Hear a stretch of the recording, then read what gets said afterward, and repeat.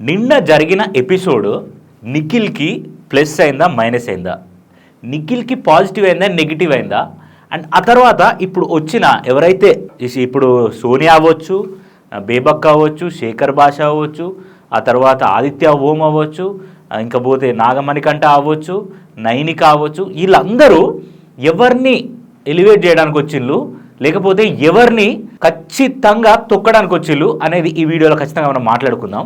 నిన్న జరిగిన ఏదైతే నామినేషన్స్ ఉన్నాయో సోనియా వచ్చి నిఖిల్ని నామినేట్ చేయడం, ప్రేరణ నామినేట్ చేయడం, ఆ తర్వాత బేబక్క వచ్చి పృథ్వీని నిఖిల్ని నామినేట్ చేయడం, ఆ తర్వాత శేఖర్ భాష వచ్చి ప్రేరణ యష్మిని నామినేట్ చేయడం, మనందరికీ చూస్తే అర్థమవుతుంది మనం ఏదైతే బ్యాచ్ అని అనుకుంటున్నామో వాళ్ళందరినీ వీళ్ళు వచ్చి నామినేట్ చేసింది మనకి ఈజీగా కనబడుతుంది నిన్నటి వరకు చూసుకుంటే. ఓకే, అండ్ ఎందుకు అలా జరుగుతుంది అనడానికి అసలు కారణాలు ఏంది, అసలు దానికి రీజన్స్ ఏంది, ఏమైంది, ఏమవుతుంది, ఏమవబోతుంది అనేది ఖచ్చితంగా మనం ఈ వీడియోలో కుల్లం మాట్లాడుకుందాం. దయచేసి వీడియో లాస్ట్ వరకు చూడండి. అండ్ హంబుల్ రిక్వెస్ట్ ఏంటంటే మీరు ఒకవేళ మా ఛానల్కి కొత్తగా వచ్చినట్టయితే జర దండం పెడుతున్నాయి ఛానల్ సబ్స్క్రైబ్ చేసుకొని లైక్ చేసి మీ ఫేవరెట్ కంటెస్టెంట్ ఎవరో కింద కామెంట్ చేసి వీడియోని చూడడం స్టార్ట్ చేయండి. నేను అట్లీస్ట్ ఈ వీడియోకి ఒక 500 లైక్స్ ఎక్స్పెక్ట్ చేస్తున్నా. 500 ఎక్కువ ఎక్స్పెక్ట్ చేయట్లే, 500 లైక్స్ ఎక్స్పెక్ట్ చేస్తున్నా. మీరు ఆ 500 లైక్స్ నా మీద కురిపిస్తారని, మీ ప్రేమ నాకు పంచుతారని నేను కోరుకుంటున్నా. ఇక మనం వీడియోలోకి వెళ్ళిపోదాం. వీడియోలోకి వెళ్ళకంటే ముందు నేను ఒక విషయం చెప్తా. నిఖిల్ ఏ విషయంలో పాపం అనిపించింది అనేది నేను చెప్పేది ఏంటంటే, ఎప్పుడైతే సోనియా నిఖిల్ని నామినేట్ చేసిన తర్వాత యష్మి మ్యాటర్ వచ్చిందో, యష్మి చూపించే ఫ్లిప్పుడు మైండ్ సెట్కి, యష్మి మాట్లాడే అబద్ధాలకి పాపం నిఖిల్ అనే ఫీలింగ్ వచ్చింది నాకు. ఎప్పుడు చెప్పలేదా యష్మి, ఎప్పుడు చెప్పలేదా యష్మి నువ్వంటే నాకు ఇష్టం అనే మాట ఎప్పుడు చెప్పలేదా? ఎన్నోసార్లు చెప్పింది, ఎన్నోసార్లు ఫేవరెటిజం చూపించింది, ఎన్నోసార్లు నిఖిల్ కోసం స్టాండ్ తీసుకున్నది, ఎన్నోసార్లు ఆయన ఫీలింగ్స్ని ఈమె తన కంట్రోల్లోకి తీసుకోవాలని ఎన్నోసార్లు చేసింది. ఈవెన్ మనం ఎన్నో వీడియోలు చూసినాం, పృథ్వీ అండ్ విష్ణుప్రియ, నిఖిల్ అండ్ యష్మి అని మనం ఎన్నోసార్లు అనుకున్నాం. అండ్ ఇంకొక విషయం ఏంటంటే గైస్, ఇప్పుడు పాపం నిఖిల్ అని నేను అంటున్నా, బట్ స్టిల్ దాంట్లో నిఖిల్ తప్పు కూడా ఉంది. నిఖిల్ తప్పు కూడా ఎందుకు ఉంది తెలుసా? ఇప్పుడు యష్మి అంటే కూడా నిఖిల్కి ఇష్టమే, కానీ నిఖిల్ బయట పడట్లేదు అని ఎన్నోసార్లు ఆడియన్స్ మీరే అందరూ అనుకున్నారు. ఇప్పుడు ఈ రోజున ఫ్లిప్డ్ మైండ్ సెట్తో నా మాట్లాడుతుంది, that's not good thing. But still we have to, మనం కాన్సిక్వెన్సెస్ ఏమైనాయి, ఇప్పుడు ఇష్టం అని చెప్పుకున్న తర్వాత ఏమైంది అన్న దాని గురించి మనం మాట్లాడాలి కాబట్టి నేను మాట్లాడుతున్నాను. సో మీన్ వైల్ ఏమైంది, ఈ నిఖిల్ యష్మి అంటే ఇష్టమా, ఇష్టం లేదా, ఇష్టం లేకపోతే ఎందుకు క్లోజ్గా ఉన్నాడు, ఫ్రెండ్లీగానే ఉన్నాడు అనుకుందాం. ఫ్రెండ్లీగానే ఉంటే గౌతమ్ కృష్ణ విషయంలో టీషర్ట్ వేసుకున్నప్పుడు అవ్వచ్చు, ఆ తర్వాత గౌతమ్ కృష్ణతో తినిపించుకున్నప్పుడు అవ్వచ్చు, ఆ విషయాలు ఎందుకు, వాటిని ఏదో ఒక బాయ్ ఫ్రెండ్ ఫీలింగ్ ఉన్నట్టు మాట్లాడాడు. ఒకటి కరాఖండే చెప్తున్నా గైస్, ఏ మగాడైనా ఒక అమ్మాయి మనల్ని ఇష్టపడుతుందంటే, మనకు వేరే గర్ల్ ఫ్రెండ్ ఉన్నా సరే, ఎవరున్నా సరే, ఆ అబ్బాయి యాక్సెప్ట్ చేయడు. ఎందుకంటే హార్ట్ఫుల్ ఒక అమ్మాయిని లవ్ చేస్తాడు. బట్ స్టిల్ ఒక అమ్మాయి మనల్ని ఇష్టపడుతుంది అని అంటే, యాజ్ ఎ ఫ్రెండ్గా ఉందామని చెప్పినా కూడా ఒక చిన్న ఇష్టం అనేది ఖచ్చితంగా చూపిస్తారు అబ్బాయి. ఆ విషయంలో నిఖిల్ మాత్రం యష్మి మీద కొంచెం ఇష్టం కానీ, కొంచెం ఆ ఫేవరెట్ థింగ్ కానీ, నన్ను ఇష్టపడుతుంది అమ్మాయి అనే ఫీలింగ్ కానీ కొన్ని విషయాలలో ఖచ్చితంగా చూపించి ఉంటాడు. కాబట్టే మనకి ఇన్ని రోజులు అనిపించింది నిఖిల్కి కూడా యష్మి అంటే ఇష్టం, బట్ ఆయన బయటపడట్లేదు అని.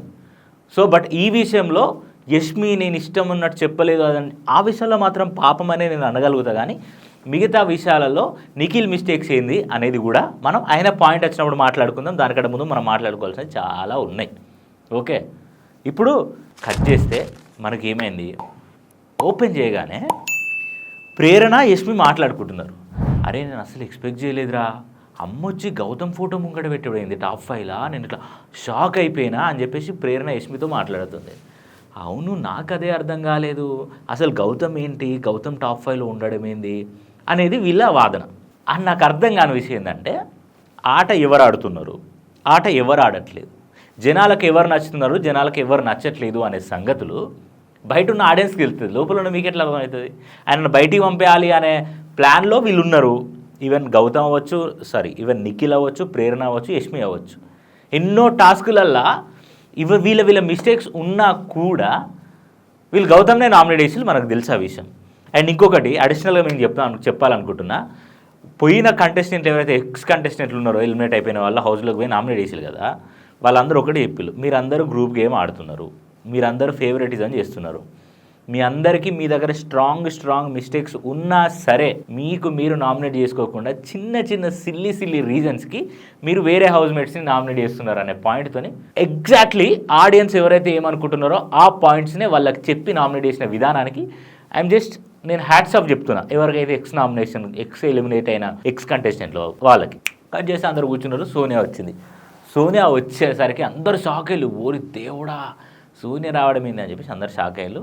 That was fantastic move by Bigg Boss team. This is one of the very highlight moment in the Bigg Boss season 8 అనేది నా పర్సనల్ ఒపీనియన్. మీకు ఏమనిపించిందో కింద ఖచ్చితంగా కామెంట్ చేయండి. అండ్ ఇంకొకటి, రాగానే ప్రేరణ నామినేట్ చేసింది. ప్రేరణ నామినేట్ చేసిన పాయింట్స్ ఏంది?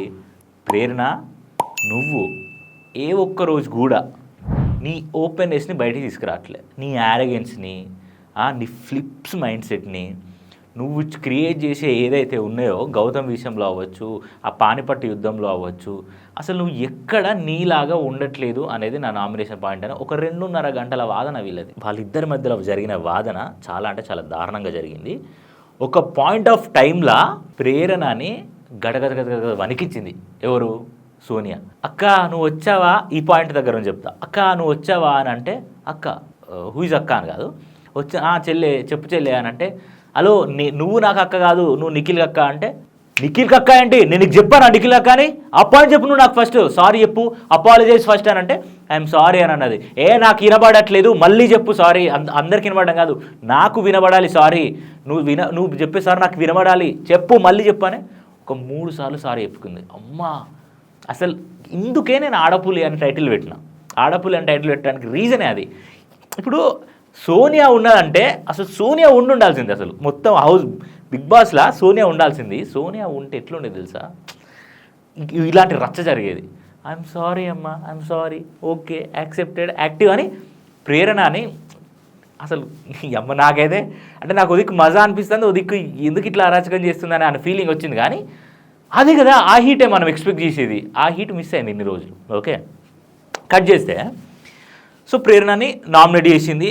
నామినేట్ చేసిన తర్వాత అయిపోయింది. తర్వాత నిఖిల్ని నామినేట్ చేసింది. గాయస్, నిఖిల్ని నామినేట్ చేసిన విషయం ఏంటంటే, నిఖిల్ నువ్వు ఈ హౌస్లో ఒక్కరోజైనా ఎప్పుడైనా క్లారిటీగా ఎగ్జాక్ట్ పాయింట్తోని ఎవరినైనా నామినేట్ చేసావా, నీకు క్లారిటీ ఉందా అనే ఆ పాయింట్ మీద నామినేట్ చేసింది. That's a good point, not a bad point. And పృథ్వీని నువ్వు స్టార్టింగ్లో ఏమన్నా నామినేట్ చేసినవరా అంటే, ఇర్రెస్పాన్సిబుల్ ఉన్నారా అంటే, ఓహో కప్ అక్కడ పెట్టినా అని చెప్పేసి నువ్వు నామినేట్ చేసినావా అని పృథ్వీ అడిగితే, సోనియా ఏమన్నది 24/27లో ఉంది, ఇది ఎపిసోడ్లో చూపించలేదు. ఎపిసోడ్లో చాలా చూపించాలి, నాకు అందుకే అది మర్చిపోయినట్టు. మళ్ళీ ఎపిసోడ్ చూసి అది చూడకపోయింది, అది చూసి ఎపిసోడ్ చూసారికి అంత మర్చిపోయినట్టు.